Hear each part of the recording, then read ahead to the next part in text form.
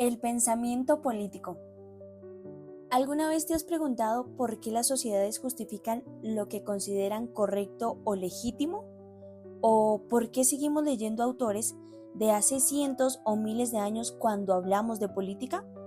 Pues bien, imagina que la historia de la humanidad es un enorme mapa lleno de caminos cruzados y que el pensamiento político es como la brújula que nos ha permitido movernos de un lado a otro, aunque a veces la aguja tiemble y no sepamos bien hacia dónde apunta.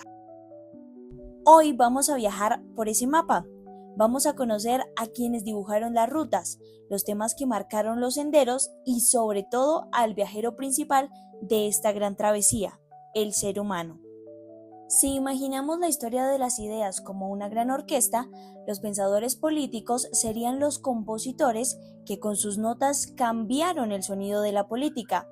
Entre ellos están Platón, como ese músico que escucha una melodía perfecta en su mente y trata de enseñarnos cómo suena la justicia ideal. También está Maquiavelo, el que toca sin filtros, mostrando la política tal como suena en los callejones, no como debería sonar en una catedral. Hobbes, el compositor del orden en medio del ruido del caos. Locke, quien escribió partituras de libertad y tolerancia. Marx, que no solo cambió la melodía, sino que nos pidió escuchar los instrumentos ocultos en la desigualdad.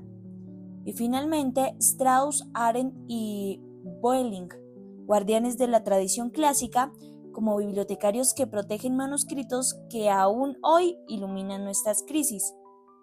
Sin ellos, la música de la política sería un silencio incomprensible. Asimismo, el pensamiento político es como un taller donde se fabrican herramientas para entender cómo funciona el poder.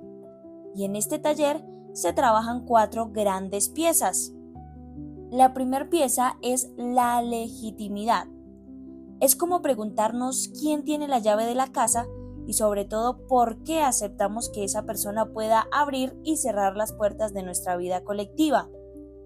La segunda pieza son los lenguajes políticos. Las sociedades hablan de política con distintos acentos. Unas usan el lenguaje rígido del derecho como si la política fuera un contrato escrito en piedra. Otras hablan desde rituales y símbolos, como si el poder fuera una danza sagrada. Y otras hablan con tecnicismos, como si gobernar fuera manejar una máquina. Como tercer pieza están las tradiciones históricas. Cada tradición es como una caja de herramientas heredada. En ella guardamos historias, mitos, leyes, memorias y conceptos que usamos una y otra vez, incluso sin darnos cuenta.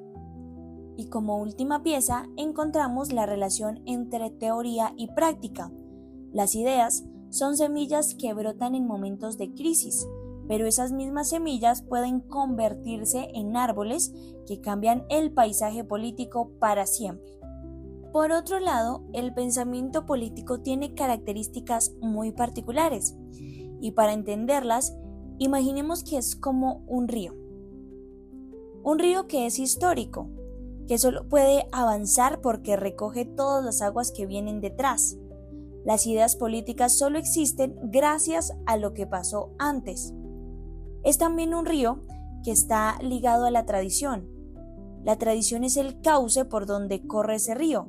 Sin canal, el agua no sabría hacia dónde fluir. Este río también tiene niveles de profundidad. A veces es un río profundo y filosófico y otras veces es un arroyo práctico y cotidiano. Lo fascinante es que ambos son el mismo río. Pero no olvidemos que este río siempre está en movimiento. Los conceptos políticos cambian como el agua. Nunca tocas el mismo río 2 veces. Este río también es híbrido, a veces cristalino, a veces un poco turbio. Unas veces refleja lo que somos y otras veces golpea la realidad para transformarla. Hasta este momento ya hablamos de los exponentes, temas que abordan y características del pensamiento político. Ahora vamos a la esencia. ¿Quién protagoniza esta historia? El sujeto histórico del pensamiento político es el ser humano en sociedad, un ser que actúa, piensa, discute y transforma. Si el pensamiento político fuera un teatro, nosotros seríamos los actores, los guionistas y hasta el público que aplaude o protesta. Las ideas políticas no son nubes flotando en el cielo, son herramientas que las personas crean para navegar la tormenta de su tiempo. Y es por esto que estudiar el pensamiento político es asomarse al diario íntimo de la humanidad, tratando de entenderse a sí misma. Ahora solo me queda dejar mi reflexión después de este extenso discurso, y es que cuando se estudia el pensamiento político se descubren cosas inquietantes. Primero, que las ideas que hoy damos por obvias fueron en algún momento respuestas desesperadas a problemas que parecían imposibles.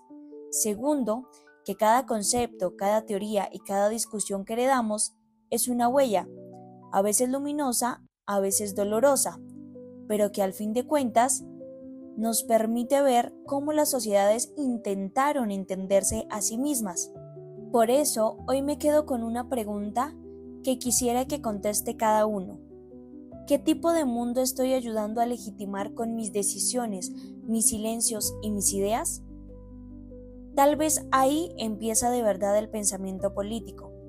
No cuando estudiamos a los grandes autores, sino cuando nos atrevemos a pensar seriamente en el papel que jugamos dentro de esta historia que todavía se está escribiendo.